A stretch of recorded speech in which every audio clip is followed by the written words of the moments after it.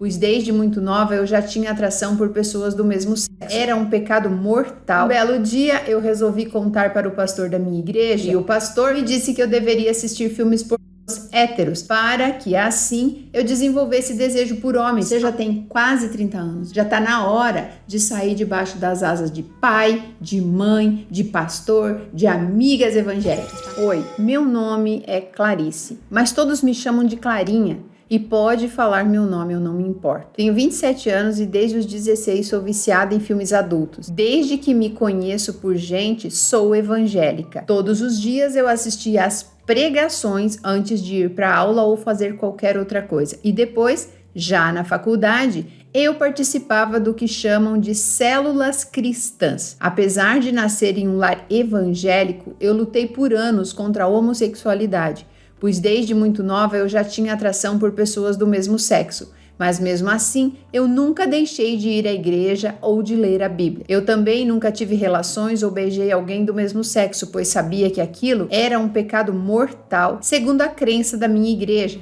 E sabia que se eu fizesse, me sentiria muito culpada e com medo do inferno. Então, optei por ignorar o que sentia e reprimir todos os meus sentimentos. Um belo dia, eu resolvi contar para o pastor da minha igreja que eu estava sentindo desejo por pessoas do mesmo sexo, mesmo sem nunca ter tido uma experiência real homossexual. E o pastor, sem o mínimo de capacitação para lidar com isso, se baseando apenas nas crenças que acreditava, me disse que eu deveria assistir filmes pornôs héteros, para que assim eu desenvolvesse desejo por homens ao ver o prazer que eles davam a uma mulher. Vale ressaltar que o pastor em questão me pediu para manter segredo sobre seu sábio conselho, dizendo que se eu o seguisse à risca daria certo, pois vários fiéis que haviam feito isso tinham se livrado desse desejo, que, segundo ele, vinha da tentação do diabo em enganar as pessoas, desviando-as para a promiscuidade. Na época, eu tinha achado o conselho dele super estranho, mas eu era nova e estava disposta a tentar fazer qualquer coisa para mudar aquilo, pois sabia que jamais teria coragem de ir contra o que Deus dizia ser correto. Pois então, na minha inocência, eu acreditei nas palavras dele e assisti com 16 anos meu primeiro vídeo pornográfico hétero para ver se eu conseguia tirar os desejos homossexuais da minha vida e me interessar pelo sexo oposto, no caso homens.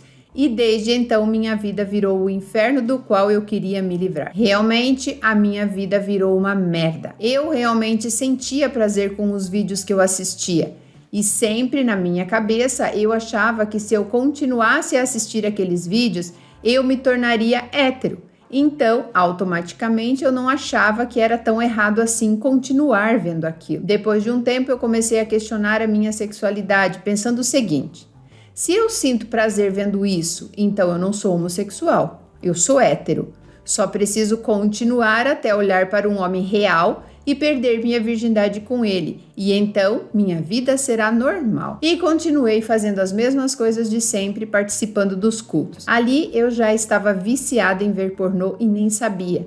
Até que um dia o pastor pediu para que eu fosse falar com ele após o culto, e eu fui. Já sabia qual seria o assunto. Ele fechou a porta, pediu para que eu me sentasse e ao invés de se sentar na minha frente, ele permaneceu parado bem próximo a mim, porém atrás. Eu gelei e pude sentir a respiração dele atrás de mim, mas eu não tive coragem de me virar. Ele então perguntou se eu estava fazendo a lição de casa e eu falei que sim. Ele perguntou se alguma mudança havia acontecido e eu falei que achava que sim, já que sentia prazer vendo aqueles filmes héteros. Ele então pediu que eu contasse o que sentia e era como se eu estivesse me confessando com Deus. Não sei explicar o poder que aquele homem teve sobre mim naquele momento. Preciso explicar aqui que eu era inexperiente, virgem, cheia de crenças, com medo, insegura, com apenas 16 anos lutando contra o que acreditava ser pecado e confiando em um homem que pensei ser enviado de Deus para ajudar as pessoas. Isso tudo dentro da minha cabeça. Então, sem olhar para trás, eu falei como tudo se dava, como me sentia e como chegava ao orgasmo vendo um casal hétero fazer sexo. E nisso, eu sinto que algo duro encosta no meu ombro direito. Eu gelei e, ao virar apenas o olho, pude ver o que era. Era o membro dele duro me forçando para a frente.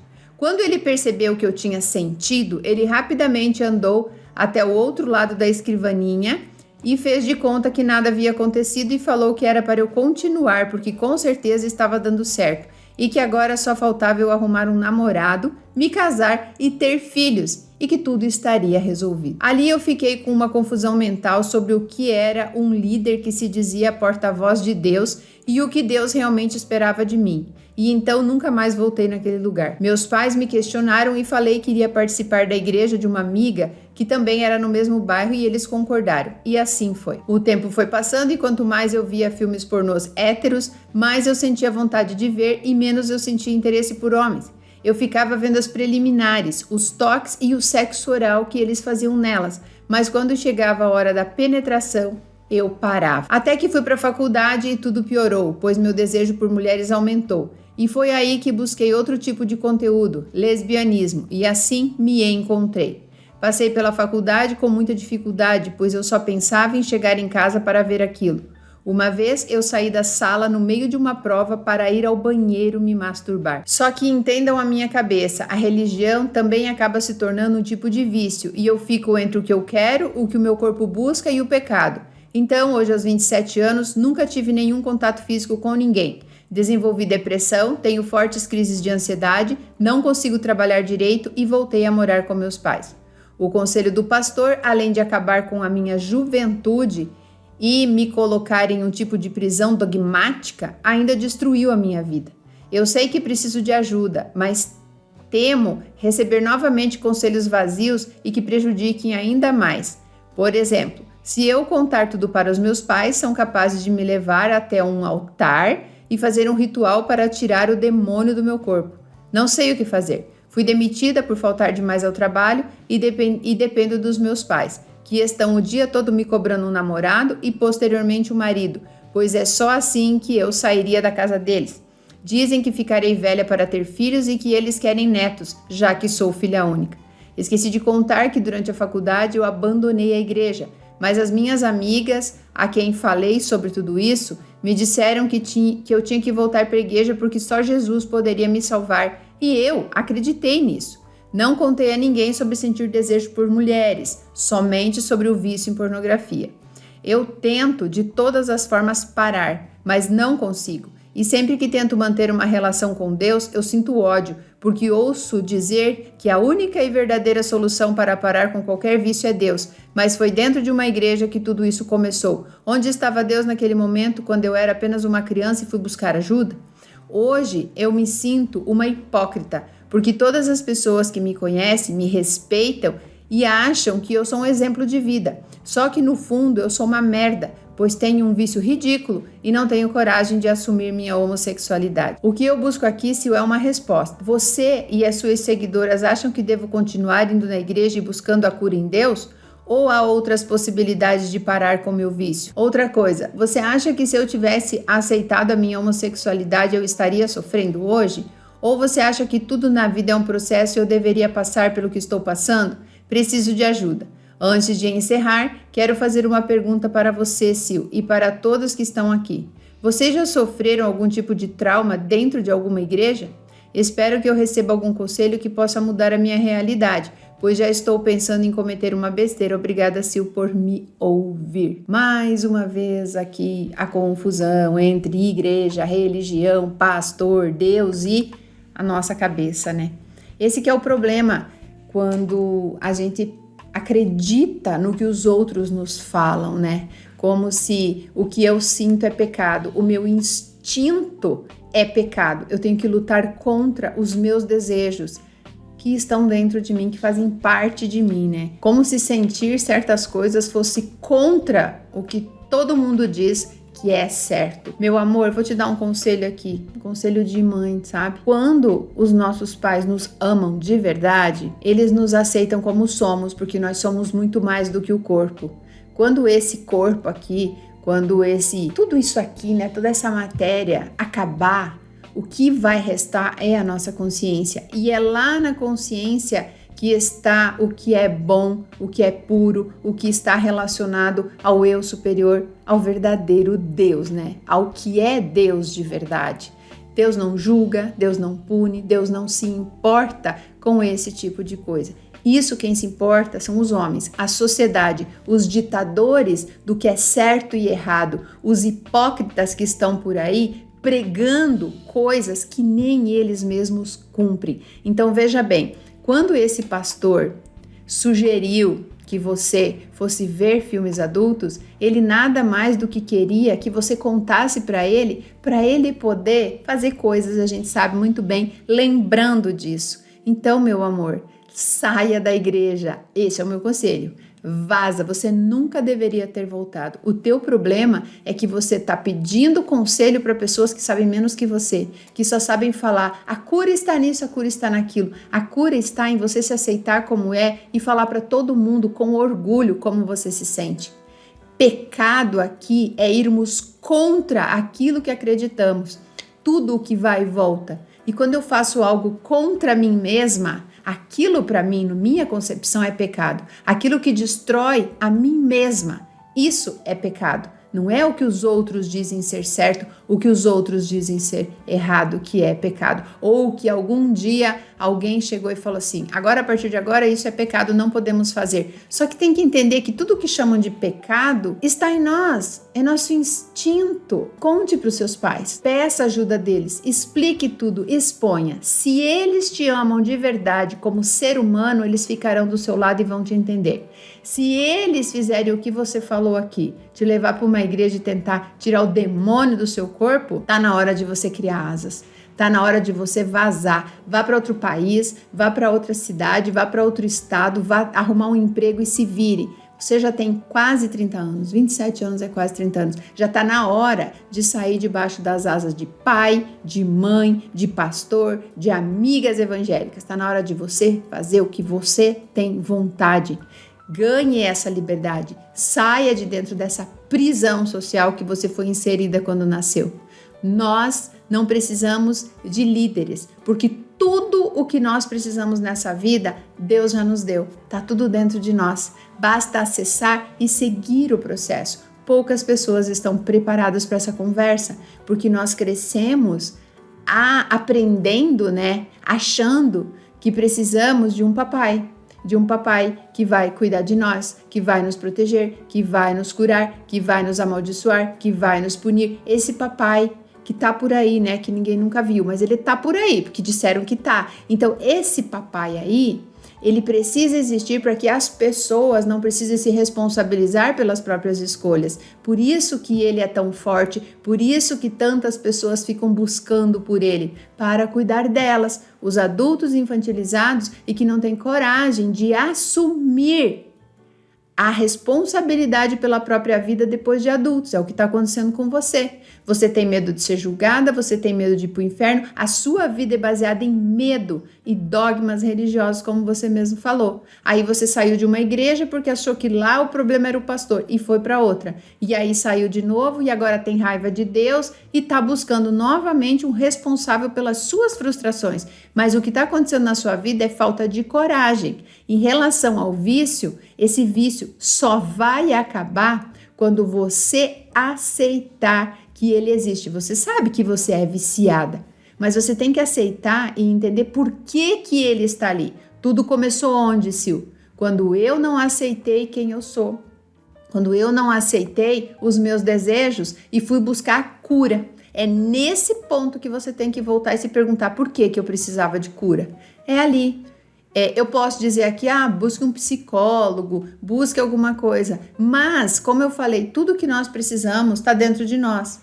Porque isso começou dentro de você, pela não aceitação, pelo medo da sociedade te julgar, pelo medo de Deus, pelo medo de ir para o inferno. E eu achei muito legal o que você falou aqui, que a sua vida virou o inferno que você temia. Por isso que eu falo, o inferno não está fora. O inferno, ele não é um lugar. O inferno é interno, é interior. Quem cria o inferno somos nós mesmos. Quem cria o céu somos nós mesmos, baseado naquilo que nós acreditamos ser bom ou ruim para nós. Entendam isso, sabe? Eu aconselho muito fazer meditação. Eu não posso falar aqui como você vai agir para sair disso. Eu posso te dar conselhos, porque eu acho que cada ser humano reage de uma maneira diferente.